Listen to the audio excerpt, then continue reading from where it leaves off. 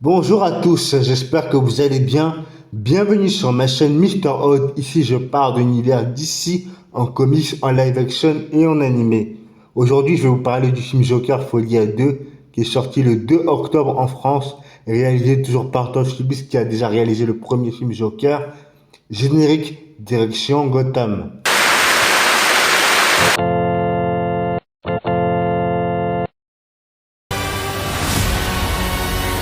Joker 2 est sorti suite à l'énorme succès en 2019 du premier Joker qui a coûté seulement 50 millions de dollars avec un énorme résultat de 1 milliard au box-office. C'est un réel exploit.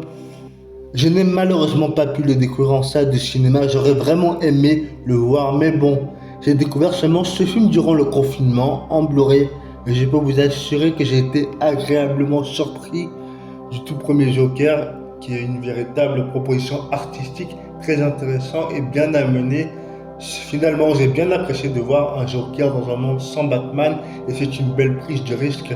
C'est quasiment comme un film d'auteur, comme quoi on peut faire beaucoup de choses avec les personnages de l'univers d'ici. Joker 2 se déroule 2 ans après les événements du premier film. Arthur Fleck sera jugé pour ses crimes, mais en attendant, il est enfermé à l'asile d'Arkham. Il se questionne sur sa double identité et fera la rencontre d'Harley Quinn. Voilà à peu près le scénario du film.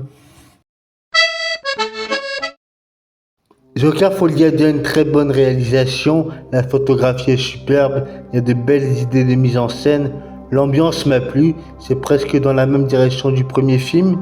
Je me suis rendu compte qu'effectivement le film se déroule dans les années 80, je l'avais remarqué dans le premier film, mais je l'aperçois beaucoup mieux à travers les différents plans qu'on va découvrir, à travers la colorimétrie qui est vraiment bien choisie.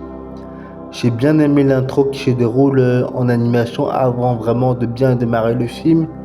J'ai apprécié quelques séquences de comédie musicale, mais à mon avis il y en a beaucoup trop et ça tue le rythme du film, mais je respecte l'initiative. Par contre, j'estime que le scénario est vraiment creux, il y avait beaucoup de bonnes idées, il y avait vraiment moyen d'avoir un meilleur scénario. J'avoue que les dialogues m'ont fait sortir du film car entrecoupés par des scènes de comédie musicale, je n'en pouvais plus. Je me suis même assoupli à plusieurs reprises. C'est très frustrant. Franchement, il y a beaucoup trop de musique et de clips de comédie musicale. Je suis surtout déçu de la prestation de Lady Gaga, entre guillemets, car j'en attendais beaucoup. Je pensais qu'on allait avoir une Harley Quinn vraiment beaucoup plus approfondie, qu'on allait l'avoir plus dans la psychologue, quoi. Et franchement, elle fait quelques apparitions, elle dit pas grand chose. On voit plus Lady Gaga chanter que jouer Harley Quinn, donc ça c'est vraiment dommage. Et mon avis c'est que la relation entre le Joker et Harley Quinn n'est pas assez approfondie. Et ça c'est vraiment bâclé et c'est raté et c'est dommage. En résumé, ce film Joker Folie à 2 n'avait pas grand chose à raconter, quelques bonnes idées mais un scénario pas assez approfondi, des acteurs tous bons, surtout Joaquin Phoenix qui joue toujours aussi bien le Joker, même si son rien n'a plus le même effet pour moi que dans le premier. Je suis surtout déçu de ne pas pu avoir vu la scène qu'on voit dans la bande-annonce où on voit Harley Quinn et le Joker en train de descendre du palais de justice. Je pense que ça aurait été vraiment épique et mémorable. Mais malheureusement, ce n'est pas dans le film. Et le film se fait descendre de partout à juste titre. Et malheureusement, c'est justifié. Trop de comédie musicale tue un film. Ou plutôt gâche un film. C'est frustrant.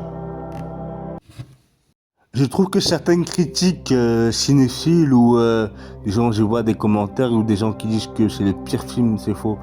Joker Folie à 2, c'est un film moyen. Et aussi, j'ai vu que Joker Folie à 2 a reçu une note de D. C'est une des pires notes du comic book movie.